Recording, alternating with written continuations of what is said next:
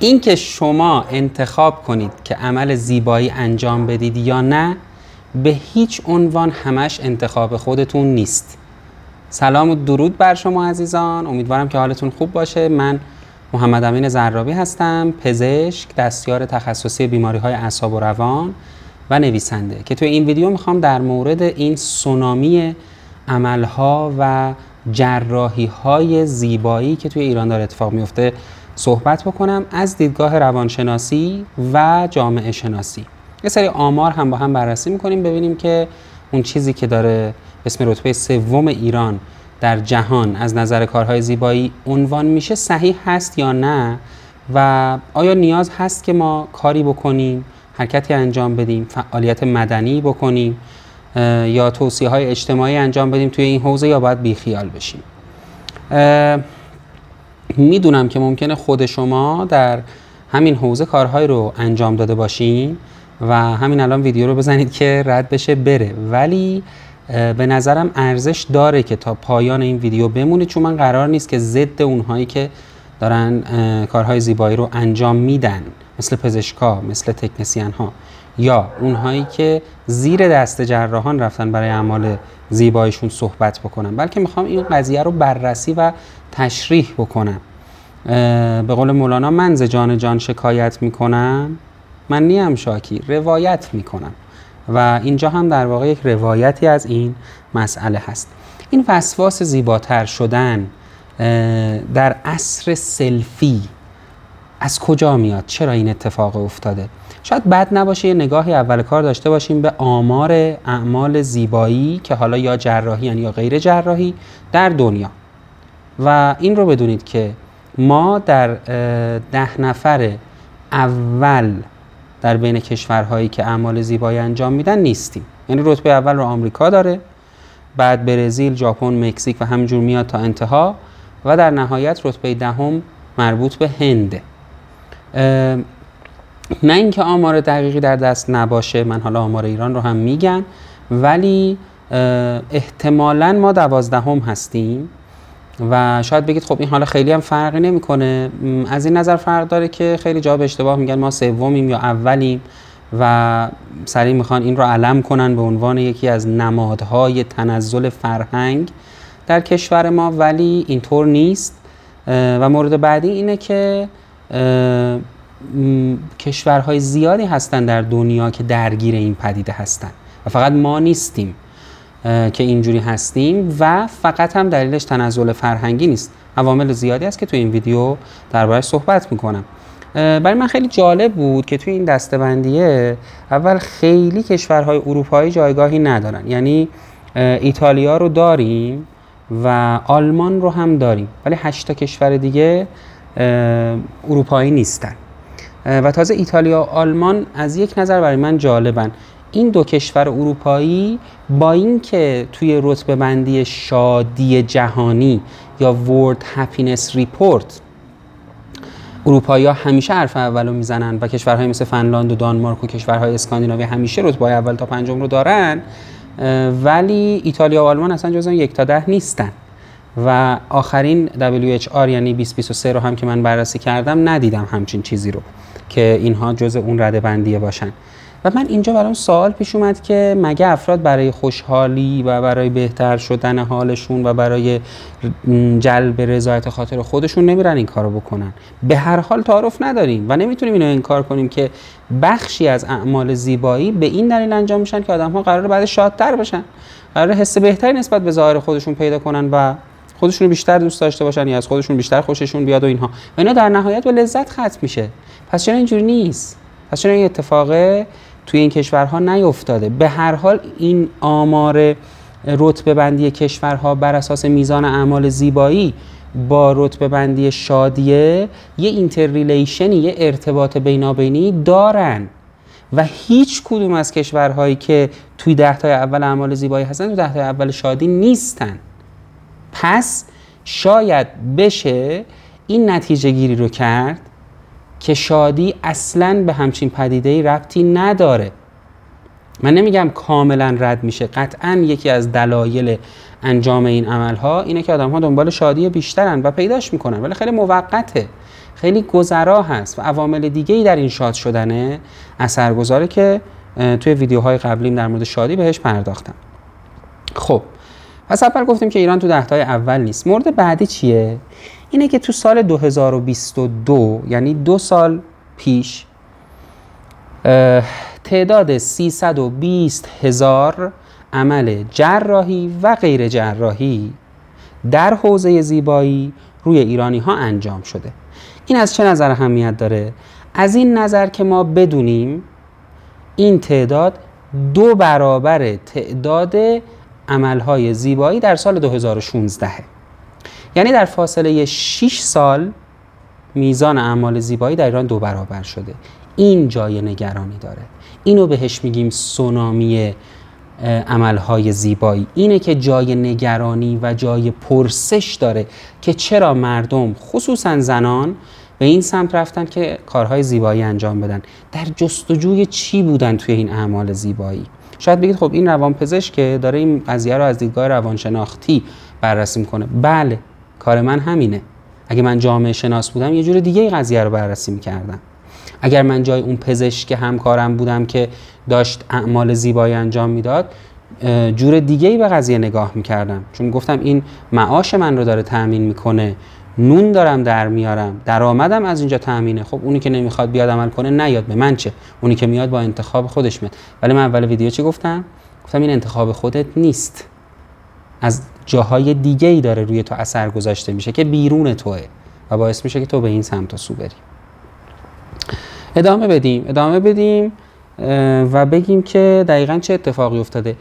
دیده شده که در جامعه ایرانی مرزهای زیبایی جابجا شده، مثل خیلی از اون کشورهایی که جزء اون رتبه بندی 1 تا 10 بودن از نظر اعمال زیبایی، و بنیانهای اخلاقی جامعه هم داره به چالش کشیده میشه و این خیلی مهمه. شما حساب کن مادری که به قول خودمون کوبونده و از نو ساخته، ژنش که هست اینو به بچهش منتقل میکنه. مادری زیبا با فرزندی که اصلاً از اون زیبایی برخوردار نیست و این یکی از چالش هایی که امروزه داره به وجود میاد. یا افرادی که از این زیبایی سوء استفاده میکنن برای رسیدن به یک اهداف بزرگتری. تو بحث علوم شناختی و خطاهای شناختی یا کاگنیتیو بایاس ها یک خطایی داریم به اسم اثر هاله‌ای یا دهالو ایفکت. میگه شما وقتی که یک آدم زیبایی رو توی محل کاری میبینی فکر میکنی الزاما کارش هم بهتر از همکارای زشت‌تر از خودشه. یعنی زیبایی تعمیم پیدا میکنه، انگار یک حاله‌ای از خوبی، موفقیت، کاردرستی و کارآمدی رو دور طرف ایجاد میکنه. خب این تو جامعه هم اتفاق میفته. وقتی آدم‌ها میرن مرزهای زیبایی رو جابجا میکنن، با عمل‌های زیبایی خودشون رو به زور زیباتر میکنن، از اگه بشه بهشون گفت زیبا، بعد اتفاقی که میفته اینه که شما درگیر این خطای شناختی هم بیشتر میشی. پس میگید که چقدر این مسئله گسترده است و در هر حوزه‌ای که وارد بشی یه جاییش پهلو به پهلوی عملهای زیبایی در واقع داره و میخوره. آقای بابک نیکومرام رئیس انجمن جراحان پلاستیک و زیبایی ایران اعلام کردن پارسال که چهره اصیل ایرانی در حال تغییره و الان یه دوراهی به وجود اومده، اینکه آیا ما باید چهره ایرانی جدید رو بعد از اعمال زیبایی بپذیریم یا اجازه بدیم که در واقع اجازه ندیم که این عمل‌ها اتفاق بیفته و اجازه بدیم اون چهره قدیمیه جای خودش رو نگه داره و همون رتبه اول بمونه. آیا باید این کارو کرد؟ آیا باید جلوی عمل‌های زیبایی رو گرفت؟ نظر شما چیه؟ من خوشحال میشم که اینجا بنویسید، برای من نظرتون رو کامنت کنید، چون خیلی از افراد موافق عمل‌های زیبایی هستند و میگن چه اشکال داره؟ کسی که پولش رو داره میتونه هزینه کنه، وقت و انرژیشو بذاره بره این کار رو انجام بده و زیباتر بشه. خب و اصلا از اساس صحبت‌های من براشون بی‌معنی و نامفهوم هست، ولی من از اونجایی که پای نظر مخالفم هم میشینم و دوست دارم نظراتشون رو بشنوم، میخوام که شما هم نظرتون رو بگید. آیا با عمل‌های زیبایی موافقید یا مخالفید؟ اگه موافقید تا چه حدی؟ اگه مخالفید چرا؟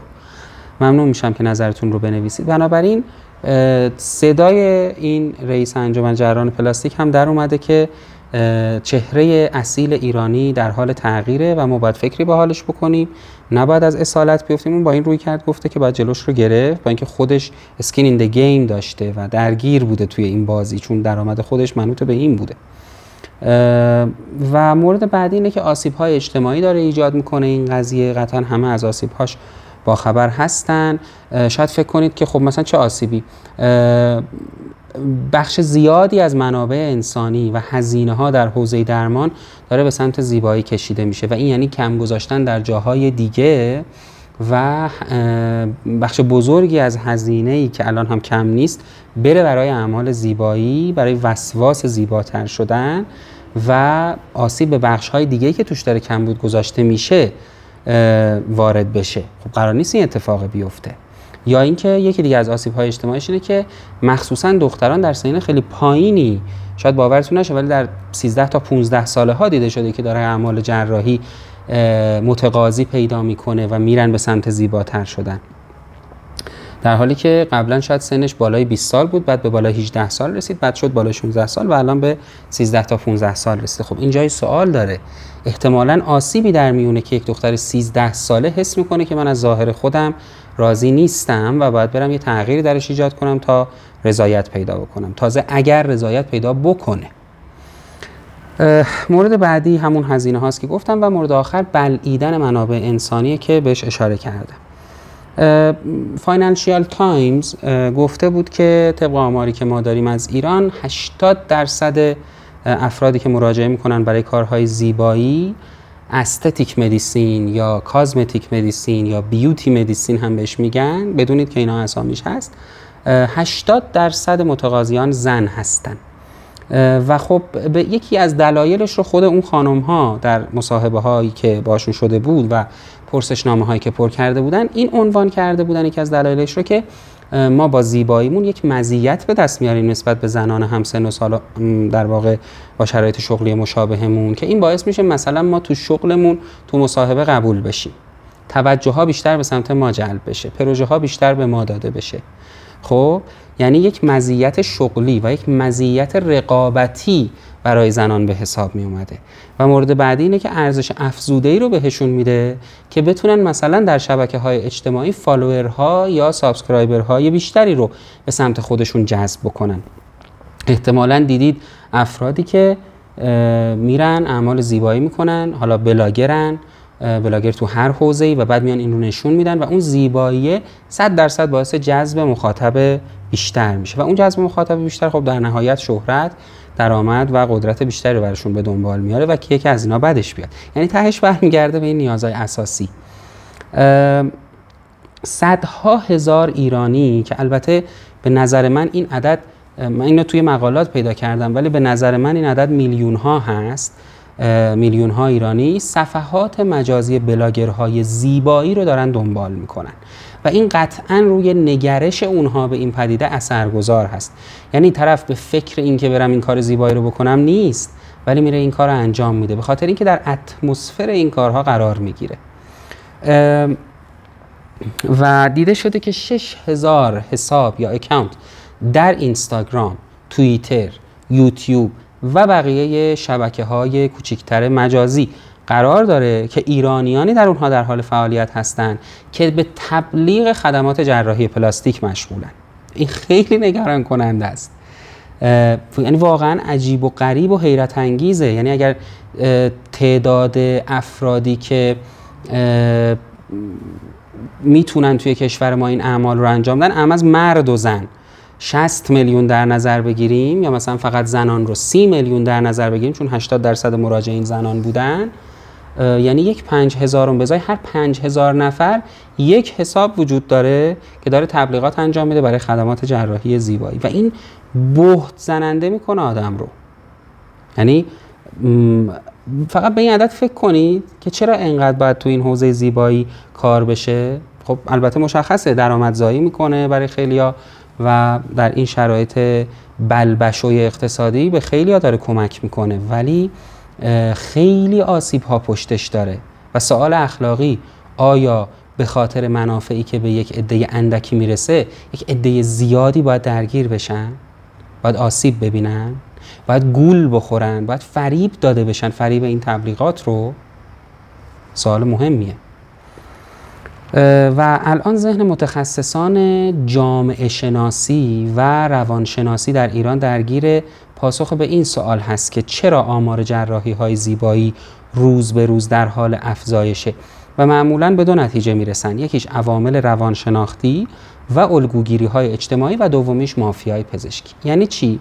عوامل روانشناختی که من در آخر صحبتم توضیح میدم چه مثلا طرحواره هایی میتونن این مسئله رو در ما ایجاد کنن، ولی کلا یعنی این که یه بیس روانشناسی وجود داره که افراد یک خلایی، یک کمبودی در روانشون حس میشه که در صدد برطرف کردنش برمیان، ولی راه اشتباهی رو میرن، مثلا میرن با انجام عمل زیبایی اون خلأ رو پر بکنن.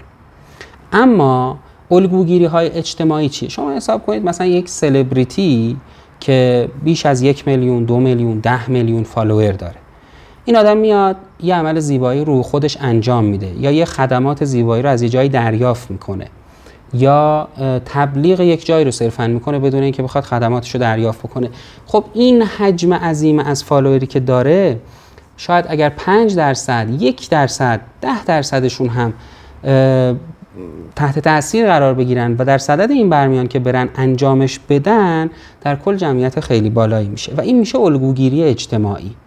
دیمون سنتولا توی کتاب How Behavior Spreads توضیح میده که فکر کردید چجوری رفتارها توی جامعه پخش میشن، منتشر میشن مثل یه ویروس؟ دقیقاً مثل یه ویروس. ویروس چجوری منتقل میشه؟ یه تماس نزدیک با یه عطسه، با یه سرفه، با یه دست دادن، این ویروس میتونه از یک نفر به یک نفر دیگه پخش بشه. حالا آدم هایی هستن میشینن پیش هم دیگه، دو نفر با هم صحبت میکنن، دماغت قشنگ شده، چیکارش کردی؟ عمل کردم. کجا؟ مثلا پیش فلانی. هزینه‌اش چقدر شد؟ اینجوری. خیلی خوب بود؟ آره. آرزه نداشت؟ نه. این مکالمه، این دیالوگه یواش یواش باعث میشه که اون فرد دومی که خودش دست به ظاهرش نزده به این فکر بیفته که خب کاری نداشت، به نظر خیلی گرونم نمی اومد، بذار برم انجامش بدم، و اون به نفر بعدی و اون به نفر بعدی. رفتارها اینجوری منتقل میشن. یه بار من توی یکی از ویدیوها اشاره کردم به بحث سیگار کشیدن و اعتیاد به طور کلی که این همه تلویزیون و رسانه ها میان کار میکنن روی این قضیه که خب آره مردم دخانیات بده، تو شهر تبلیغات میکنن، رو بسته های سیگار میزنن، دخانیات عامل اصلی سرطانه. حالا چرا داره آمارش بیشتر میشه؟ چرا هی سن شروع سیگار کشیدن داره پایینتر میاد؟ به خاطر اینکه تماس فرد با فرده که باعث میشه این رفتارها منتقل بشن. شما بیا تو تلویزیون از ورزش بگو، کسی نمیره ورزش کنه، ولی دو تا همسایه میشینن پیش همدیگه، این به اون میگه من یه باشگاه میرم، خوبه تو هم برو، اون یکی هم میره. خب پس به این فکر کنید، جاهای مثبت هم میتونید ازش استفاده کنید. اگه میخواید یه کار خوبی رو به یه آدم معرفی کنید یا تشویقش کنید که اون کار خوب رو انجام بده، میتونید از این صحبت کردنه و ارتباط فیس تو فیس و ارتباط شفاهیه استفاده بکنید برای که تاثیر بذارید، یا برای که تشویق کنید آدم‌ها رو به اینکه مطالعه کنن، تحصیل کنن، ورزش بکنن، غذای سالم بخورن یا هر چیزی. ولی برای اون بده هم این اتفاق میفته. خیلی از نوجوان‌هایی که الان به ما مراجعه میکنن توی بیمارستان‌های روانپزشکی، مثلا ماریجوانا مصرف میکنن یا سیگار میکشن یا اعتیاد به کوکائین یا شیشه دارن، اینها به خاطر همین تماس فرد با فرده درگیر این قضیه شدن. همون رفیق ناباب که میگیم، این مدلیه. بنابراین الگوگیری‌های اجتماعی اینجوری عمل میکنن و در زمینه اعمال زیبایی هم تشویق میکنن افراد رو، چه از طریق رسانه‌های اجتماعی، چه از طریق صحبت حضوری یا مثلا از طریق پیام‌ها توی رسانه اجتماعی که شما برو و این کار رو انجام بده، قطعا وضعیتت بهتر میشه. مافیای پزشکی چی؟ خب مشخصه. اگر پزشکی درآمدش گره بخوره به این کار زیبایی یا بتونه با یه داروخونه‌ای زد و بند بکنه که اون متریالش رو تامین بکنه، یا با یه تجهیزات پزشکی زد و بند بکنه که اون متریالش رو تامین بکنه، یا اینکه حس کنه ما میتونیم یه کلینیکی بزنیم که اونجا درآمد خیلی بالایی به دست بیاریم و به هر حال ببینه که درآمدش به این کار گره خورده، معلومه که این کارو تبلیغ میکنه و معلومه که دلش نمیخواد این اتفاق بیفته که این کارا کمتر بشه یا کنسل بشه. هر کی بره پیشش میگه آره تو به نظرم اگه این کارو بکنی بهتر میشی. این فقط هم خاصه ایران نیست و در همه جای دنیا این اتفاق میفته. اولین باری که من یه مقاله خوندم توی این حوزه بحث در مورد آمریکا بود و جراحان پلاستیکی که توی بیورلی هیلز این کارا رو شروع کرده بودن و هر کس که میرفت پیششون میگفت من میخوام شبیه کیم کارداشیان بشم، اینها میگفتن که آره میتونیم یه تغییرات خوبی برات ایجاد بکنیم و مثلا جملهشون هم اینه صورت جای کار داره و خب اون طرف هم اون کار رو انجام میداده. با چه امیدی؟ به امید اینکه حس رضایت بیشتری پیدا بکنه. تهش به نیازهای اساسی برمیگرده. خارج از اینها نیستیم ما اون نیازهای اساسیمون هستیم که به شکل‌های مختلفی در آدم‌های مختلف بروز پیدا میکنه. از 2 تا اپلیکیشن توی مقالاتی که خوندم نام برده بود. یکیش اسنپ چته که احتمالاً خیلیاتون میشناسین که سال 2011 یعنی 13 سال پیش شروع کرد برای مخاطبانش که عمدتاً رده‌های سنی نسل زد و میلنیال ها هستن و زیر 20 سال سن داشتن، ارائه کرد چی رو؟ فیلترهای عکاسی رو برای که ظاهرشون بهتر بشه. اگر ککمکی رو صورت هست بهتر جلوه داده بشه، رنگ ها انهانس بشن، اکسپوژر بیشتر بشه یا کانترست بیشتر بشه، سچوریشن بیشتر بشه. خب همه اینا عکس رو قشنگتر نشون میده و اون از اونجا شروع کرد به ارائه این فیلترها. اینستاگرام که از سال 2010 اومده بود، اولش اصلا با این وعده اومد که شما بیای بخشی از زندگیت رو به شکل عکس بذاری، بعد شد ویدیو، بعد شد کپشن، بعد شد کامنت و همه اینها گسترش پیدا کرد. ولی هدف اصلیش همین بود و بعد اومد یه فیلترهای خوشگلی رو گذاشت برای که عکس‌ها خیلی بهتر بشن توش و از همین جاها این وسواسه به وجود اومد. من توی یکی از پادکستام سال 98 مقاله‌ای رو گفتم در مورد اینکه آیا اینستاگرام ما رو خودشیفته تر کرده یا خودشیفتگی مجال بروز توی اینستاگرام پیدا کرده. جواب‌های مختلفی به این قضیه داده شده و مسئله حل نشده، ولی بخشی از محققین در این حوزه معتقدن که بله اینستاگرام ما رو خودشیفته تر هم کرده، به خاطر اینکه ما باورمون شده که یه عده دنبالمون میکنن، یه عده باهامون خیلی حال میکنن، یه عده هر روز بوس و قلب برامون میفرستن، یه عده خیلی دوستمون دارن، فقط هم تو فضای مجازی و پس ما حتما کس خاصی هستیم. امر بر ما مشتبه میشه که ما آدم خاصی هستیم، آدم به درد بخوری هستیم، ما خیلی زیبا هستیم، خونه زندگیمون چقدر به چشم همه اومده و چقدر همه دوستش دارن و شروع میکنیم روی اونها کار کردن و از اون سطح دیگه بالاتر نمیریم. اینجوری میشه که بلاگرها شروع میکنن رشد کردن. مثل قارچ هر روز یه نفر بلاگر میشه و ویدیو میذاره که مثلا ببینید من فلان غذا رو چجوری میخوام. خب به ما چه ربطی داره که تو فلان غذا رو چجوری میخوری؟ این اصلا به ما ربطی نداره. تو فکر نکن اگر ما اومدیم اونجا این ویدیوی تو رو ببینیم یعنی خیلی برامون مهمی، یعنی چیز جالب تری بیرون پیدا نکردیم. اتفاقی که افتاده اینه و اینه که باید به حالش تأسف خورد. و البته خودشیفتگی هم ما رو بیشتر به سمت اینستاگرام سوق میده چون مجال بروز پیدا میکنه خودشیفتگیه. پس هر دو رو هم اثر متقابل میزنن. اپلیکیشن بعدی که بود فیس تیون بود. فیس تیون سال 2013 اومد و اصلا سعی میکرد بریزه زمین از نو بسازه صورت رو و قشنگ ادیت میکرد برای که افراد بتونن بهترین شکل خودشون رو که در واقعیت اصلا وجود نداره تو شبکه اجتماعیشون به اشتراک بذارن و یه تصویر خیلی زیباتری از خودشون نشون بدن. از اینجاست که وسواس زیبایی شکل میگیره. نتیجهش چی میشه؟ نتیجهش میشه که ما 25 سال پیش جراحی پلاستیک رو یک جراحی قابل ملاحظه و خطرناکی حساب میکردیم و هر کسی سراغ این کارا نمیرفت. یه عمل گرون قیمت بود، خطرناک بود، تهاجمی بود، همیشگی بود، یعنی دیگه نمیتونستی برش گردونی. به خاطر همین 25 سال پیش اصلا کسی سراغ این کارا نمیرفت و 25 سال اصلا زمان طولانی نیست. یعنی در مقایسه با سن مثلا اینستاگرام که 14 ساله یا سن خیلی از این نوجوان هایی که الان رو آوردن به این قضیه که مثلا 20 سال 15 سالشونه، اصلا سنی نیست، زمانی نیست، ولی این اتفاق افتاده. الان جراحی پلاستیک به یک جراحی روتین تبدیل شده. بیونگ چول هان نویسنده کتابای زیادی داره، نمیتونم الان همه کتاباش رو اسم ببرم، ولی یک فیلسوف کره آلمانی درجه 1 پیشنهاد میکنم همه کتاباش رو بخونید. توی کتاب جامعه فرسودگی، جامعه شفافیتش که در واقع 2 کتاب بوده و در نهایت به یک کتاب تبدیلش کرده نشر ترجمان، حرف جالبی میزنه. میگه بشر در طول تاریخش روی کره زمین هیچ وقت به اندازه امروز علیه جسم خودش قیام نکرده. هیچ وقت اینقدر جسمش رو نفرساییده و در معرض تیغ قرار نداده برای که خودش رو بتراشه و به یک شکل زیباتری تبدیل بکنه. چرا باید این اتفاق بیفته؟ چرا ما هوشیار نیستیم نسبت به این مسئله؟ قطعاً این یه دغدغه مهمه. خیلی ارزش‌های متعالی تر هست که ما بخوایم بریم سمتش، به جای اینکه بریم سراغ زیبایی و کارهای مختلفی که تو این حوزه داره انجام و تبلیغ میشه.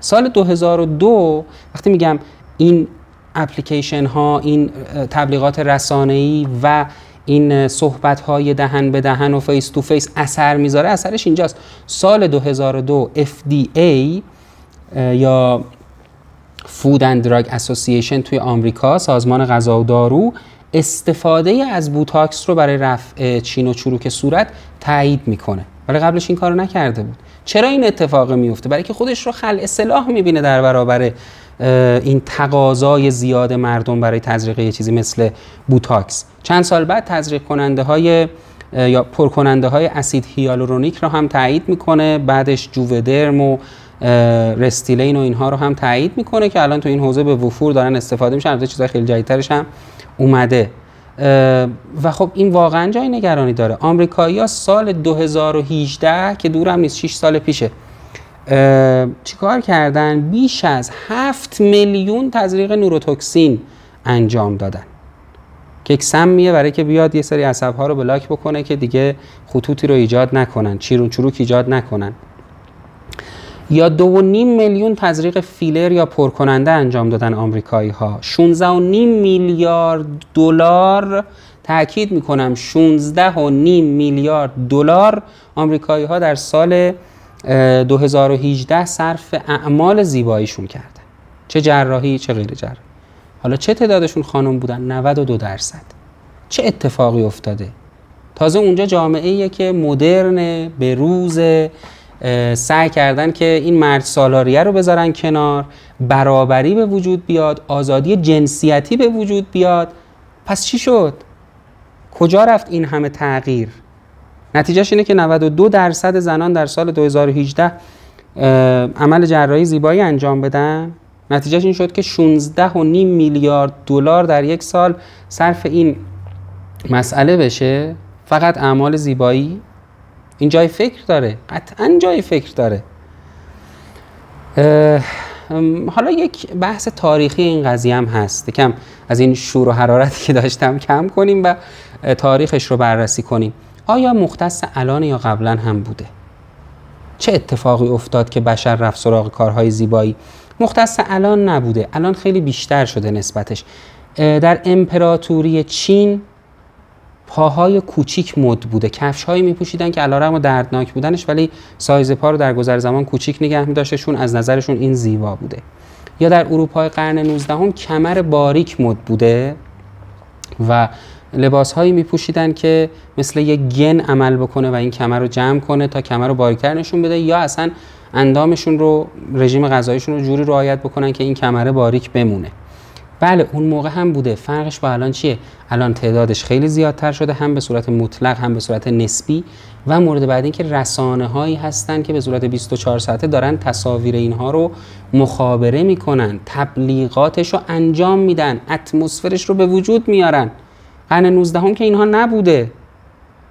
الان همه دارن مطلع میشن. شما توی یک روستایی در استان خراسان جنوبی نشستی، ساعت 3 نصف شب داری گوشی تو چک میکنی، همزمان میفهمی که یک دختر 15 ساله‌ای در ایالت کنتیکت آمریکا رفته و یه عمل زیبایی انجام داده. در هر لحظه از هر جایی از دنیا مطلعی. درسته؟ و اینه که فرق کرده. گفتیم که روانشناسا و جامعه شناسا رفتن دنبال این که بفهمن چرا داره این اتفاق میفته و گفتیم الگوگیری‌های اجتماعی و دلایل روانشناختی و مافیای پزشکی رو مطرح کردن. آیا نتیجه خوبی هم داشته این اعمال زیبایی؟ یعنی آیا عیب می جمله بگفتیم باید هنرش رو نیز بگیم؟ برای که بی‌طرف نگاه بکنیم اینجا دیده شده که اونهایی که عمل زیبایی انجام میدن حس پایین‌تر بودنشون رو نسبت به دیگران از دست میدن یا خیلی درشون کمتر میشه. یعنی احساس می‌کنن خب ما اومدیم بالا، یکم ارتفاع گرفتیم، یکم قد کشیدیم مثلا. مورد بعد این که یه هویت اجتماعی به افراد میده که راحت‌تر میتونن با اون هویت اجتماعی سوشالایز بشن، با جامعه در بیامیزن و ارتباط برقرار بکنن. کسی که اسم کرده به خاطر زیبا نبودنش بایستی در واقع بمونه توی کنج خلوتی و بیرون نره و دیده نشه، الان راحت میتونه ارتباط برقرار کنه، سر کار بره و فعالیت بکنه در اجتماع. و اینکه احساس کردن که سلامت روانی پیدا میکنن، اما اینا خیلی کوتاه مدته. یعنی اگه سطح هپینسشون همیشه 7 از 10 بوده، عمل زیبایی رو انجام میدن، تا 6 ماه سطح هپینس میرسه به 10 از 10، ولی بعد از اون دوباره برمیگرده به 7. چه بسا پایین‌تر. چرا؟ چون اون دوپامین زیادی رو که در اثر رسیدن به این خواسته، یعنی زیباتر شدن، به دست آوردن، حالا با سرعت زیادی از دست میدن و این افول میکنه و انگار میرن تو سندروم ترک اون دوپامینه، ناراحت میشن. چه جوری باهاش مقابله میکنن؟ عمل زیبایی بعدی و بعدی و بعدی، همینجور بیشتر میشه. و یه چند مورد دیگر رو هم بگم، این خیلی جای بحث داره، میخواستم قضیه رو براتون باز بکنم، بهش فکر کنید که چرا این اتفاقها داره میفته، دلایل جامعه شناختی و روانشناختیش چیه، و یه سری آمار بهتون بدم که قضیه براتون روشن بشه که دنیا چقدر درگیر این پدیده است. اگه دنبال بحثش و ارتباطش با شادی هستید، به ویدیوهای اول این چنل رجوع کنید که در مورد شادی صحبت کردم.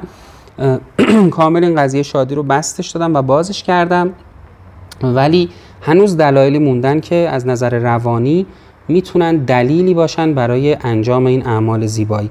و ازتون در پایان این ویدیو میخوام که بهش فکر کنید که آیا شما درگیر این مسائل هستید یا نه. یکی از اونها بادی دیسمورفیک دیزوردره. ما اختلالی داریم توی روانپزشکی که اگه خیلی خلاصه و ساده بخوام اینجا بگم، اینه که افراد تصور میکنن که من زشتم، من یه جایی از بدنم، یه اندامی، یه بخشی از بدنم خیلی زشته و این زشتی خیلی اصطلاحاً رو نرو، رو اعصابه و نمیتونم به خاطرش سلامت روان داشته باشم، آزادی عمل داشته باشم، حالم خوب نیست، ناراحتم، نگرانم و باید برم اینو اصلاحش بکنم. شاید قضیه این اختلاله. شاید شما باید مراجعه کنی به روانشناس یا روانپزشک تا این رو برای تشخیص بده، یعنی ببینی که آیا داری یا نداری، نه اینکه حتما بری عمل کنی. خب شاید بیماری زیر اون قضیه هست که باید اون بیماری درمان بشه. شاید مراجعه به یه روان درمانگر خوب بتونه به شما کمک بکنه که حس بهتری در مورد خودت پیدا کنی و صرفا نباید چون توی 13 سالگی یه پسر بهم گفته دماغت زشته، من تو 17 سالگی برم دماغم رو عمل بکنم.